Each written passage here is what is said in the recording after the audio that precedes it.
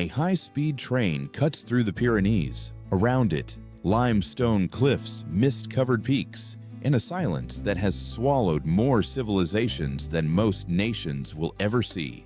This landscape has forgotten empires. It has not forgotten its people.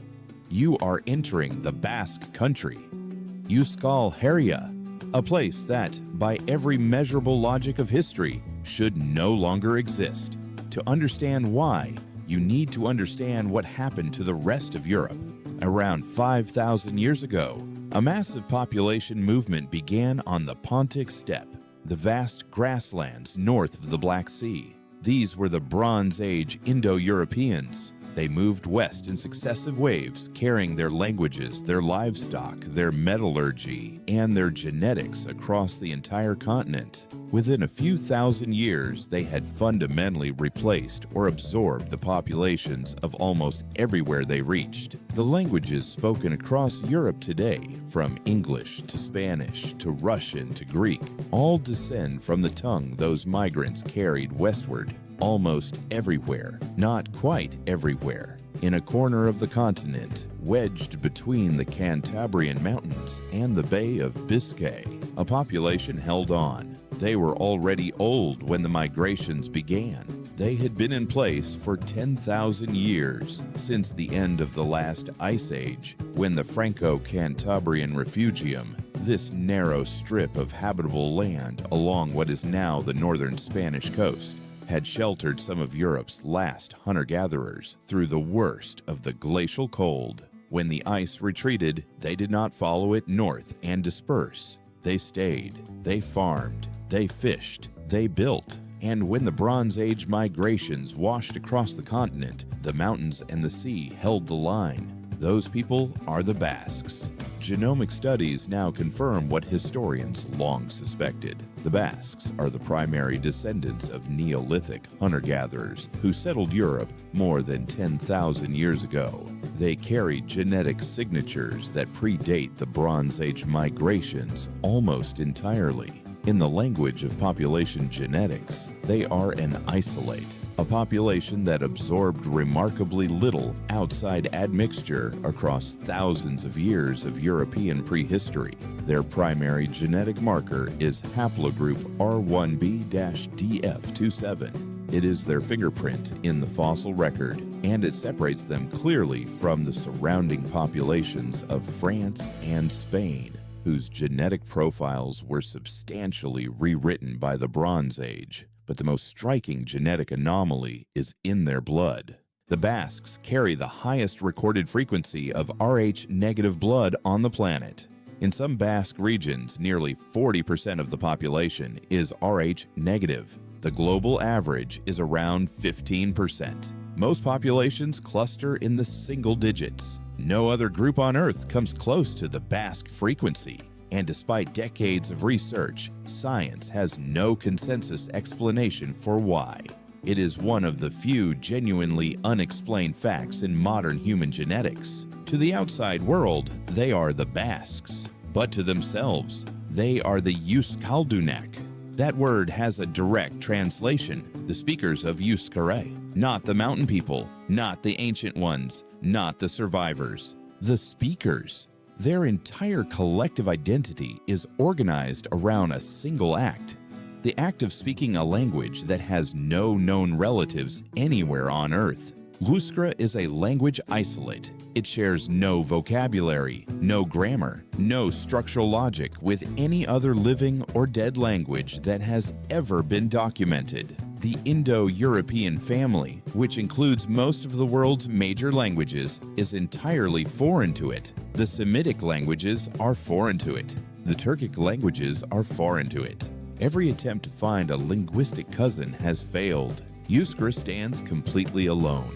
It is the only surviving pre-Indo-European language in Western Europe. Every other tongue spoken on this continent before the Bronze Age migrations has vanished without a trace. This one survived Roman occupation, Visigothic invasion, Frankish dominance, the Spanish Inquisition, and a 20th century dictatorship that made speaking it in public a criminal offense. It is still here. It is still being spoken by children in schools, sung in festivals, and written in newspapers and novels and legal documents. How it survived is inseparable from how the Basques organized themselves. When Roman legions arrived in this region around 196 BCE, they encountered a people who were already ancient, a society with a depth of continuity that the Romans, themselves only a few centuries old as a republic, had no framework to understand. What the Romans found was a population structured around a unit they had no equivalent term for, the Baserri. The Baserri was the ancestral farmhouse. Every Basque family had one, and the relationship between the family and the house was unlike anything in the Roman legal tradition. The house was not property owned by individuals. The house was itself a legal entity, a juridical person in modern terms, that held land, rights, and obligations across generations. The eldest child, regardless of gender, inherited the house, and with it, the responsibility to maintain it and pass it on intact. Younger siblings received their portion and left. The house remained undivided. This system produced something remarkable: stability without stagnation. The land did not fragment across generations. The family structure did not collapse under the pressure of inheritance disputes. The house endured, and with the house, the identity endured, the language, the customs, the memory of who the family was and where it had come from. It was a pre-modern cooperative model operating on a timescale of centuries, and it was already functioning with sophistication when Rome was still learning how to build aqueducts. The geography reinforced everything. The Cantabrian Mountains formed a natural barrier to the south and east. The Bay of Biscay closed off the north. The Basques were not isolated. They traded, they moved, they engaged with the world around them, but engagement on Basque terms, through Basque gates, with Basque rules. No wave of migration, no empire, no army ever fully penetrated those gates. The genetic record proves it. This was the origin of what would become the Basque survival genius: the ability to remain exactly who you are by becoming precisely what the world requires, not by hiding, not by surrendering, by adapting the outer form while holding the inner structure completely intact. The house changes its roof.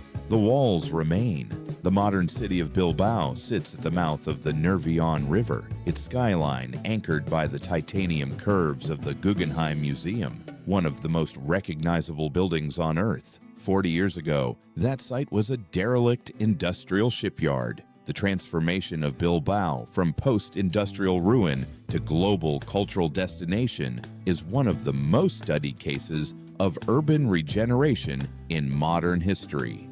It is called the Bilbao effect, and it was engineered entirely by the Basques themselves, on their own terms, with their own institutions and their own capital. 10,000 years of holding the line, and then building one of the world's great modern cities on top of it. The story is just beginning.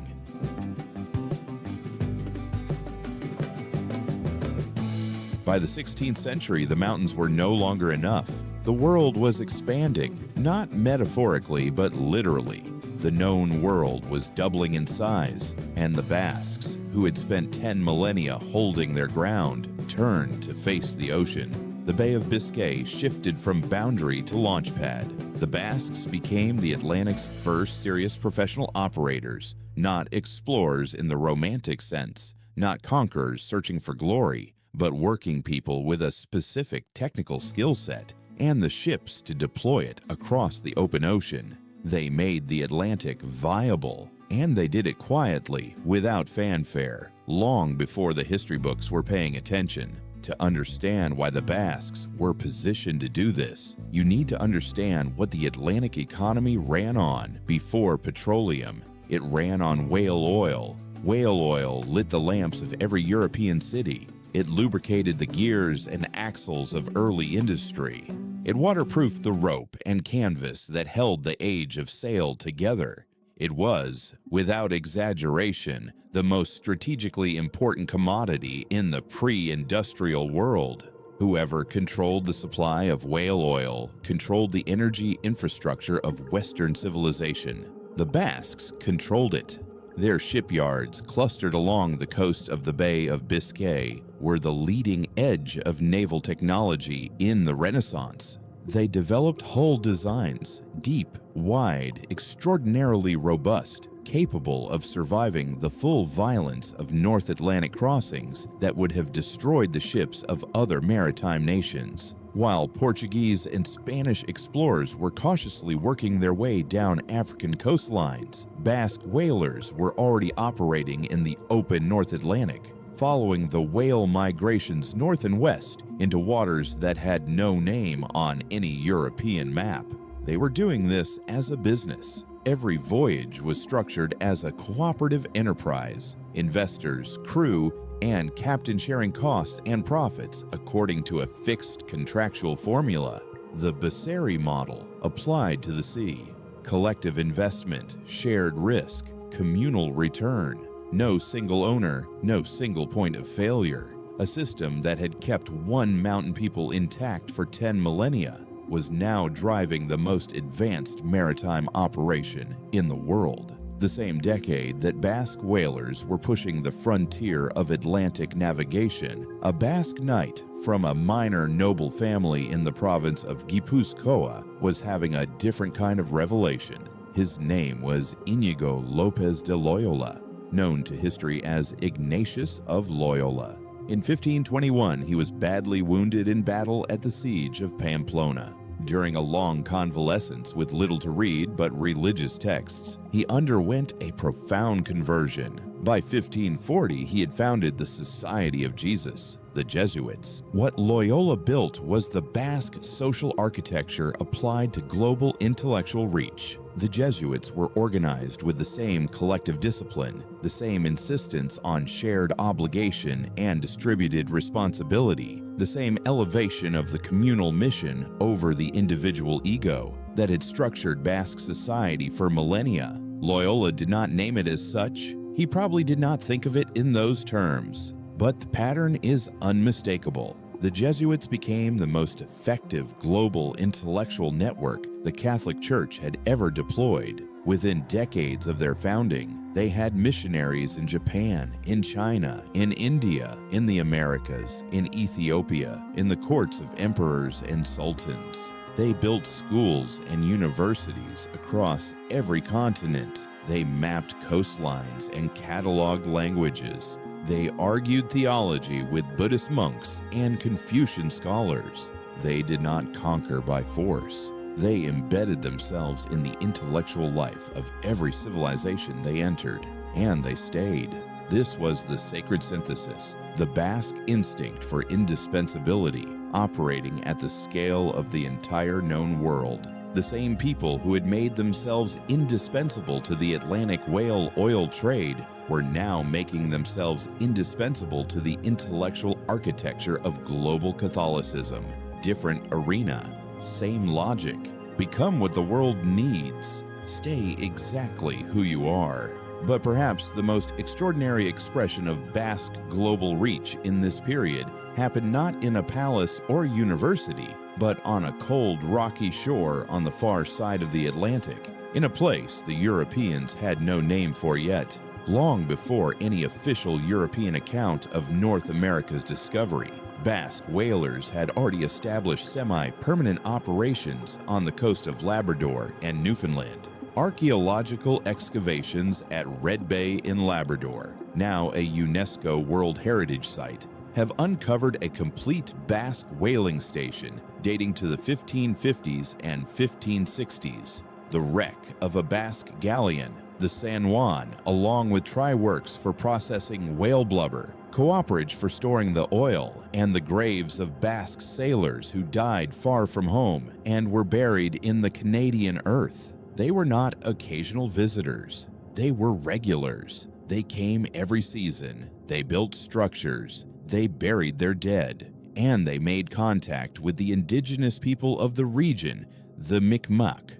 on terms that were, by the standards of the era, remarkably equitable. What developed between the Basque whalers and the Mi'kmaq people was something that almost never appears in the historical record of first contact. A genuine, sustained, productive exchange between two cultures that had nothing structurally in common and everything practically to offer each other. The Basques needed labor, local knowledge, and trade goods. The Mi'kmaq needed iron, manufactured tools, and access to the European trade network. Both sides negotiated. Both sides benefited. The exchange was so regular, so sustained, and so practically necessary that the two peoples developed a shared language to conduct it. The Basque Algonquian pidgin was a functional hybrid, part Euskara, part Algonquian, spoken along the Newfoundland and Labrador coast for over a century. It was a working language built from two worlds that had nothing else in common. Linguists have reconstructed fragments of it from historical records.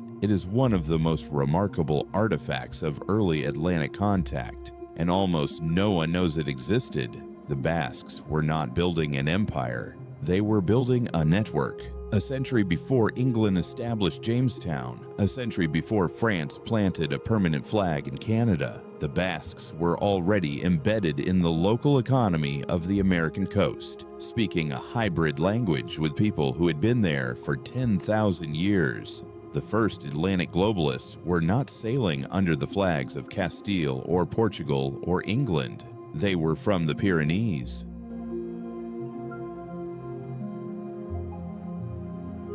The 20th century arrived in the Basque country the way it arrived in many places across Europe, with bombs.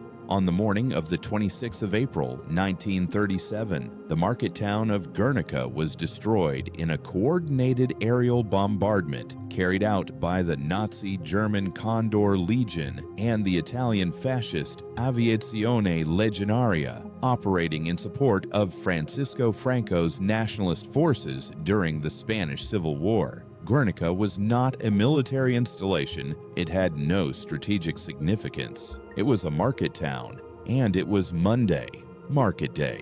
The streets were full of farmers and traders from the surrounding countryside. The attack lasted over 3 hours.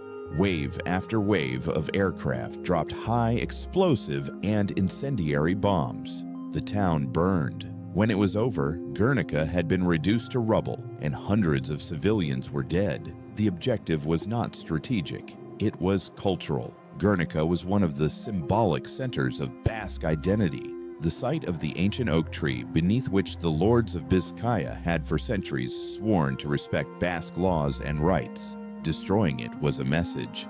The message was, your identity is a target. Pablo Picasso received the news in Paris. He was already under contract to produce a large work for the Spanish Republic's pavilion at the Paris International Exposition. He scrapped what he had been working on and painted Guernica in a matter of weeks. It became one of the most reproduced paintings of the 20th century, a record of what industrialized violence looks like from the inside, rendered in black and white and gray because there was no color adequate to what had happened. The message from Franco's regime was received, and then it was refused. What followed was 4 decades of one of the most sustained cultural resistance campaigns in modern European history. Under Franco's dictatorship, speaking Euskara in public was illegal. Publishing in it was banned. Teaching it was forbidden. Street signs in Basque were removed. Names were required to be registered in Spanish. The official position of the regime was that Euskara did not exist as a language. It was a dialect, a relic, something that would quietly disappear if left unacknowledged. It did not disappear. In private homes, in church basements, in the back rooms of farmhouses, in the kitchens of gastronomic societies, the language was kept alive by the deliberate choices of ordinary people who understood that losing the language meant losing everything the language carried. Parents who taught their children Euskara in secret were not making a romantic gesture. They were making a political decision at personal risk, in full knowledge of the consequences if they were caught. The clandestine schools were called ikastolas. They operated in the shadows of the regime, moving from location to location, staffed by teachers who were breaking the law simply by showing up. The children who attended them learned to read and write in a language their government officially said did not exist. Many of those children grew up to be the writers, teachers, politicians, and cultural figures who led the Basque revival after Franco's death in 1975. The other institution that preserved the culture was less obviously political and more immediately sensory.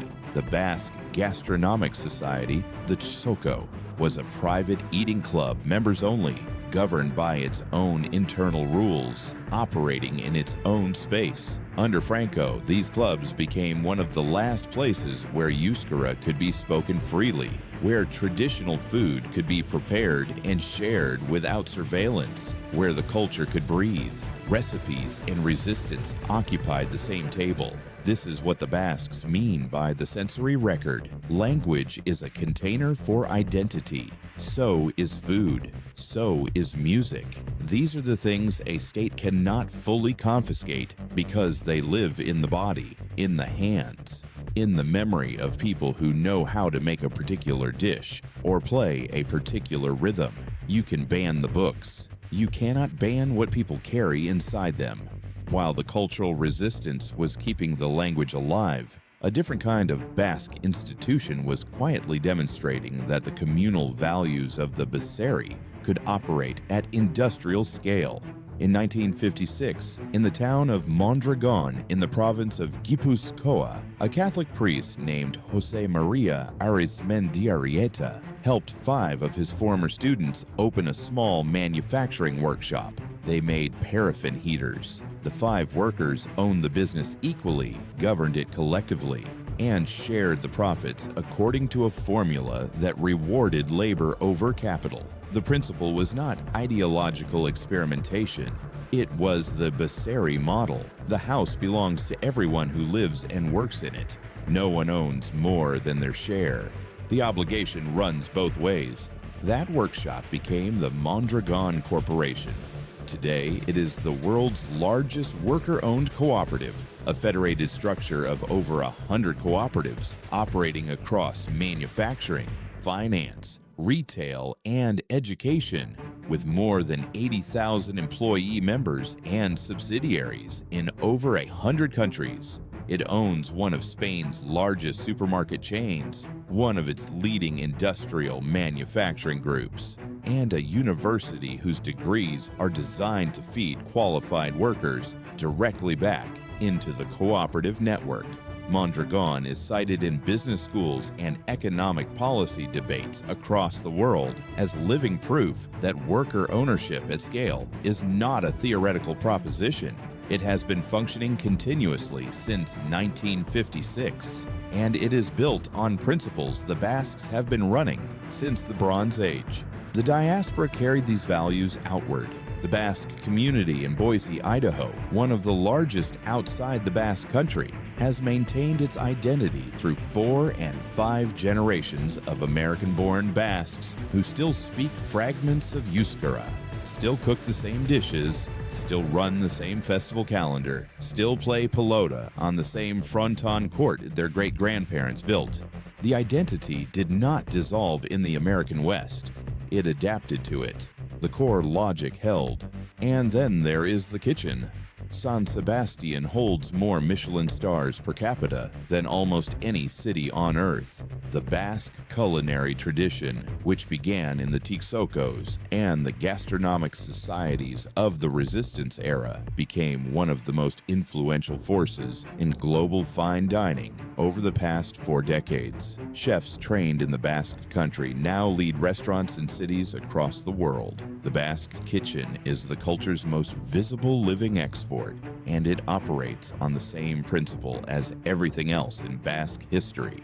You take what is yours, you develop it with complete seriousness, and you make it indispensable to the world around you. The Basques are not a mystery to be solved. They are an argument to be understood. Their argument is this: Identity is not a fixed thing to be defended behind walls. It is a practice. It is maintained through daily acts, speaking the language, cooking the food, organizing the collective, teaching the children, building the institution that outlasts the individual. You do not have to lose your origin to engage with the world. You do not have to trade your identity for relevance. The most durable cultures are the ones that treat heritage not as a relic to be preserved under glass, but as a working tool, something to be carried forward, applied to new conditions, and passed on intact to the next generation. 10,000 years ago, a group of people found a set of mountains beside an ocean and stayed. They stayed through the Bronze Age migrations. They stayed through Rome, through the Visigoths, through the Reconquista and the Inquisition, and industrialization, and a civil war, and a dictatorship that tried to erase their name by law. And then they built a cooperative, and opened a restaurant, and went back to speaking their impossible language, the only one of its kind left anywhere on Earth. The line did not break. It changed, and in changing, it carried everything forward.